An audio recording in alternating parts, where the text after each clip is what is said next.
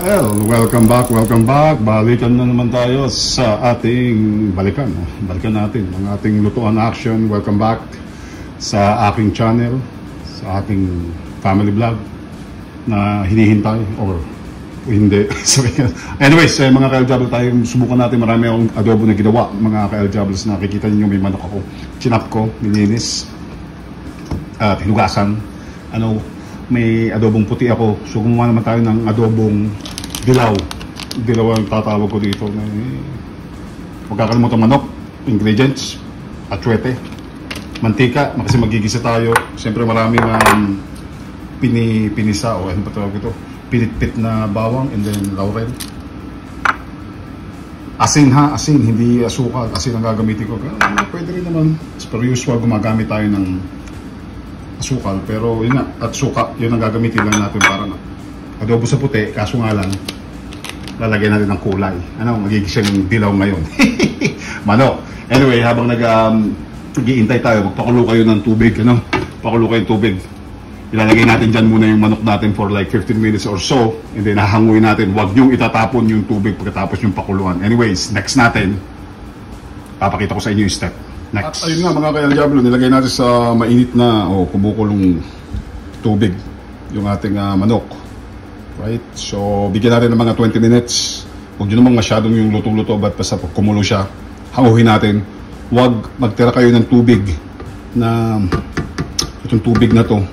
Kasi yan ang gagamitin natin na pangalan nito na sabaw o tubig, at lalagyan natin ng kulay pagkatapos ito yung atsuete natin.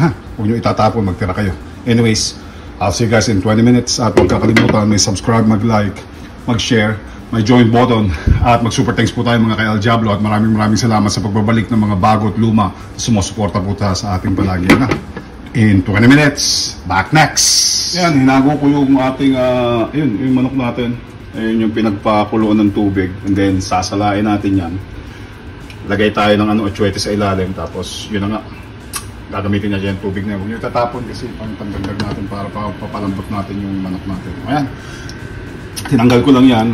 Yan din yung pinagpakuluan. Lagay natin sama natin yung dahon natin, yung laurel natin, tsaka yung bawang natin. Igisa natin, Igisa nyo na maigi po, 15 minutes. Next. Ayun, igisa nyo yun na maigi. Nilagay ko na yung pagkatapos kong igisa yung pangalan nito. Yung bawang, ayun yung maigi. Lagay nyo naman yung manok, syempre. Okay? Kael Jablo. Lagay na paunti-unting asin. Huwag naman sobrang dami asin para makalasahan ng natin. There we go.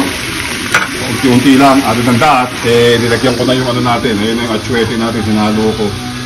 Ito. Bubuhos natin dyan in the next few minutes. Sasabawan natin yan. Other than that, next. 10 minutes, nilagay natin yung sabaw natin. Diyan natin siya patutuyuan. Lalagyan ko ng paunti-unti na may asin na yan. Lalagyan ko ng konting suka. Huwag naman yung suka, tansyahan lang. Yung asin, Tapos, yung nga pala, mga Kael, nalimutan ko sabihin sa inyo. Puti naman yan. Lagyan natin ng konting patis. Other than that, maghintay tayo hanggang matuyuan yan, mga Kael Jablo, Next, hanggang matuyuan yan. At ayun na nga, mga Kael Jablo, dyan nagtatapos po. At ito po yung final natin na pinatuyuan na dilaw na, right? Dilaw na adobong manok. Sa puti, di adobong dilaw. Right? Alright, mga Kael Jablo, maraming salamat sa pagsubaybay, pagtangkilik ko pagbalik sa aking channel, kanalood, pagsubaybay sa lumat bago na laging sumusubaybay sa atin. As what Mr. Kael Jablo was saying at the end of this video, keep it tayo real and clean. Magkita-kita tayo ulit sa susunod kong mga video, and I love you guys all. Back. Peace. See you guys next. Talaga, kain na tayo.